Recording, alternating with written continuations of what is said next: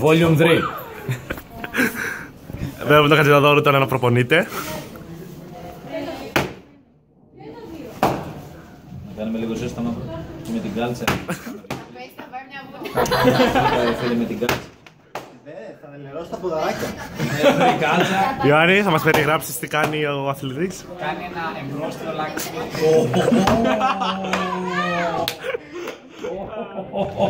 Καλά δεν είπα.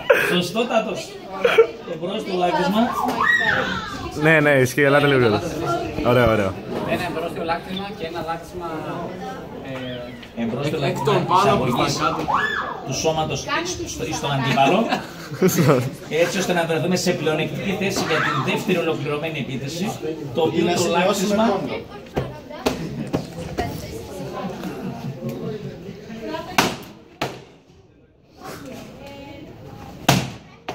είμαι κουραστής από το ζέσταμα μόνο, γιατί το θυμάσαι την τελευταία φορά που έπαιξες που μη είπες, θα σου κάνει κουράστης το ζέσταμα.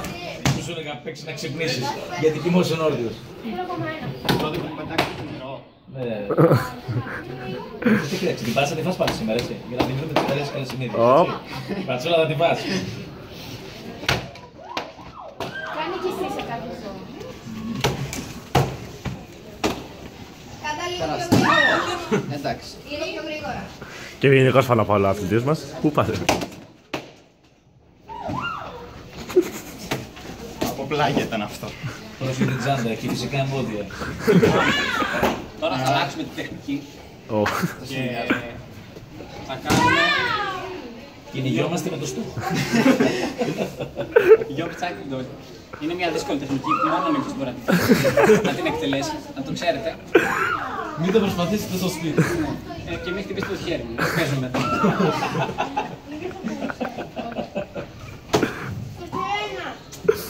Βλέπουμε τα καταπληκτικά ανοίγματα του αθλητή μας.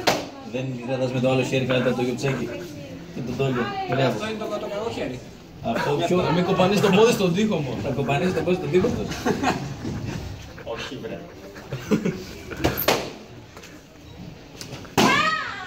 Έχουμε και το διχάνθο που πήσε. Διαφήμιση κάνεις.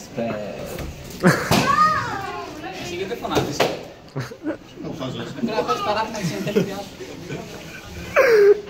Αού, Πες όλα τα αναπτοπροσκοπικά. Πες εκεί.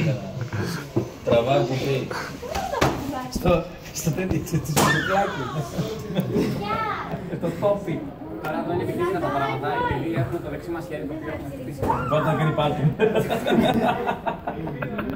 Και θα πρέπει να κάνουμε αυτό. Αυτό. Θα πέσει κάτω.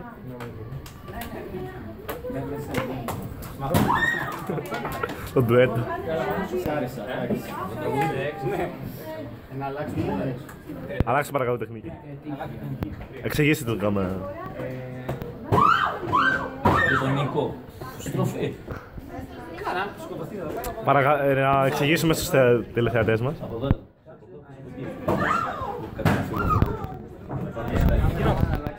Να πάρω ποσκάλια. Ορίστε, έλα. Εξηγήστε το τηλεθεατές μας τι κάνεις. Είναι ένα επικίνδυνο λάκτισμα, το οποίο μπορεί να υπάρχουν απώλειες από αυτό το λάκτισμα. Εμπρόστιο περιστροφικό λάκτισμα.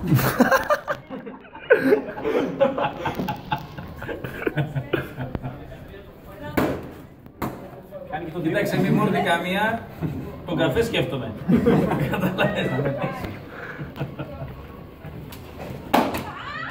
Είμαι σίγουρος ότι θα λένε και στο βίντεο τάσμα σου πάλι καφέ κρατάει. Τώρα έχουμε και την ημερομηνία της Χάνθ. Δεν έκανα πάντα πάλι. Ναι, γιατί μου τελειώνει και ο χρόνος. Κάνα πάντα το είναι. Ένα-δύο. Εξηγήστε μας τι είναι αυτό τώρα. Δύο απλά λακτίσματα. Αυτό θέλει έτσι.